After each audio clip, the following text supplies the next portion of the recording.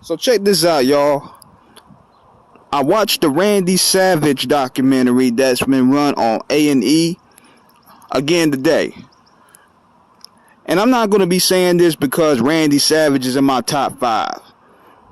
I'm not going to be saying this because I'm caping for Randy Savage, so to speak. What I'm saying is, after looking at this documentary, it seemed like a straight up hit piece on the Macho Man's image. And I didn't really like it at all, because let me tell y'all some of the problems that I had with this documentary. Number one, you had people in Randy that wasn't involved directly in Randy's life leaving their 2 cents. You had that cornball Rosenberg up there. You had Bubba Sponge, which was Hulk Hogan's radio lackey. And most importantly, you had even Hogan himself. Even though Hogan and Savage really played a key role together in what made the Mega Powers pop off and what made the WWF popularity in the late 80s pop off, the fact that Hogan gets on there and he tells all these lies, it's just not only funny, but it's also kind of sickening in a way, man. Because let me give y'all one of them. When he was sitting there talking about Steamboat and Savage wasn't trying to upstage Hulk and Andre, and then seconds later they go to Steamboat, and Steamboat, we was really trying to outshine Hogan and Andre. We was about to steal the show. So that put Hogan in a perspective like, oh man, this dude gonna be doing nothing but giving us Hulk tales. You know how we have Duck Tales? We got our Hulk tales going on, and he was gonna tell a bunch of those. But it made Randy, to me, look like an insecure simp. A lunatic, insecure simp in a lot of ways than one. Because they got on how obsessive and how crazy he was acting when it came to Liz. But look at it like this. If you read the stories, you heard a lot of these shoots about what goes on in that locker room, especially in the 80s and the 90s. You won't want your wife around that shit. What sane man would want his wife to be around a bunch of these weirdos? Dudes was running trains on women. They were giving head jobs for cocaine. There was cocaine, there was steroids, there was drinking. You don't want your wife around that shit, and I don't blame Randy. And then so everybody else was trying to make it like, man, Randy was very, very recluse. He didn't want her to join in nothing. I'm like, can you blame him? Who would want their wife around that? They ain't not to mention Hogan and Linda having swinger parties and all that. Savage didn't want to be involved with that shit. So that's one part. Now, another part a lot of people don't like is they don't like how Steamboat broke down how him and Savage came up with the classic and how detailed Randy really was. But you gotta look at it like this, though, man. That match happened 30 years ago. So I don't mind listening to the science behind what made these great matches what it was. It ain't like they're feuding now. Now, it would have been a problem if they came out like a week later and did this, but shit, this is 30 years down the line, 40 years ago. So that was a cool thing to listen to. But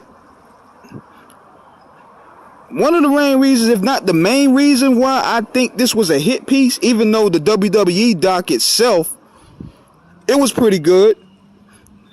This one here was more so personal.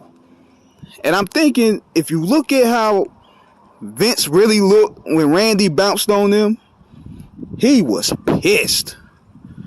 And Vince McMahon can hold a grudge.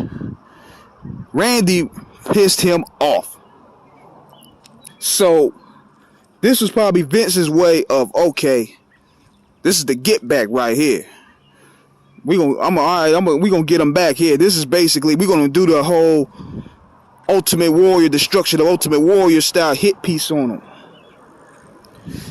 Because then you get into his WCW days and he bring up Gorgeous George, and I'm like, oh, here we go. Not knowing that they didn't showcase a lot of highlights of Randy Savage's WCW stint at all. Like the feud with Diamond Dallas Page, which was one of the best feuds of 1997 next to Stone Cold and Bret Hart. Next to the NWO versus WCW. That was one of the sickest feuds ever. They didn't even show that at all. They didn't even talk about that at all. They went straight to the lower end of his career where he got with Georgia. She talked about how they used to do ecstasy. They used to be partying. He used to try to relive his youth and stuff like that. I mean, I'm like, why would you put that out there? Because from what I've heard about Randy within this business, nobody have ever had an issue with Savage at all. I have never heard a bad story about him. None. Ever since I started watching this, if you look at all these shoots, you never really hear a lot of, if not hardly at all, any bad things about Randy Savage. Until this came out here. Now, here's another question, too.